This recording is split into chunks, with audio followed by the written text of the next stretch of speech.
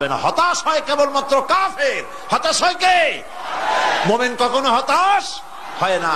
হতাশ হয় ইমানের পরিপন্থী কাজ। আল্লাহ পাক বলেছেন লা তাকনাতু মির রাহমাতিল্লাহ, আমার রহমত থেকে মায়ুস হয়ো না। দেখেন হযরত আইয়ুব আলাইহিস সালামের কত বড় রোগ হয়েছে, শরীর পোকায় ধরেছে, জর্জরিত হয়েছে, দুর্গন্ধ হয়েছে, গ্রামের লোকেরা তাকে বের করে দিয়েছে, স্ত্রী পুত্র পরিজন সব চলে গিয়েছে।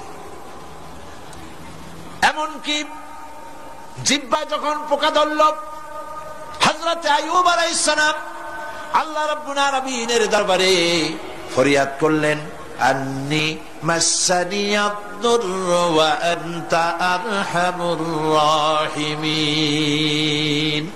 আয় আল্লাহ, আমি অসুস্থ হয়ে পড়েছি, আমি রোগাক্রান্ত হয়েছি, আর তোমার নাম রহমান রহিম, তুমি আমাকে রোগ মুক্ত করো। হযরত আইয়ুব আলাইহিস সালাম আল্লাহর দরবারে ফরিয়াদ করলেন, রব্বুল আলামিন সারা শরীরে পোকায় জর্জরিত হয়ে গেছে, এখন আমার জিহ্বায় পোকা ধরেছে, মাবুদ গো আমি তোমার কাছে ফরিয়াদ করি আমার জিহ্বায় পোকা দিও না, কারণ জিহ্বাটাও যদি নষ্ট হয়ে যায় তাহলে তোমার মতো আল্লাহর জিকির আমি কি দিয়া করব। হযরত আইয়ুব আলাইহিস সালাম আল্লাহ পাকের কাছে যখন এ ধরনের ফরিয়াদ জানালেন, রব্বুল আলামিন তাকে তার রোগ মুক্ত করে দিলেন, তার স্ত্রী পুত্র সব আল্লাহ রব্বুল আলামিন ফিরাইয়া দিলেন। সুবহানাল্লাহ। সুতরাং মুমিন ব্যক্তি, কোরআন শরীফে সব আছে, কোরআনের মতো শ্রেষ্ঠ ওয়াজের কিতাব পৃথিবীতে আর শুধু বোঝা দরকার।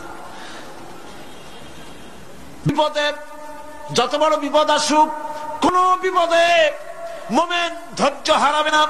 হযরত ইয়াকুব আলাইহিস সালামের ছেলে ইউসুফ আলাইহিস সালামকে যখন তিনি হারায় ফেললেন, তিনি অধৈর্য হয়ে গেছিলেন নাকি?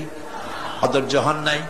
কারণ আমি আমার বক্তৃতার সূচনায় বলেছি, আমরা কল্যাণ বুঝি না, অকল্যাণও বুঝি না। কোন বিপদ আসতে পরে আমরা হয়রান হয়ে যাই, কিন্তু বিপদের মধ্যে কল্যাণ আছে আমরা তা বুঝতে পারি না। কথা বুঝে আসছে? হযরত ইউসুফ আলাইহিস সালামকে কুয়ার ভিতরে ফেলে দেওয়া হলো। 11 ভাই মনে করেছে কুয়ার ভিতরে ফেলে দিয়া ইউসুফ আলাইহিস সালামকে মেরে ফেললাম, কিন্তু তারা বোঝে নাই আসল কামটা কি হয়েছে। এটা তো কুয়া নয়, এটা একটা টানেল, এটা একটা সুড়ঙ্গ। একদিকে কেনান হলো তার এক মুখ, ওই সুড়ঙ্গের এক মুখ হলো কেনানের।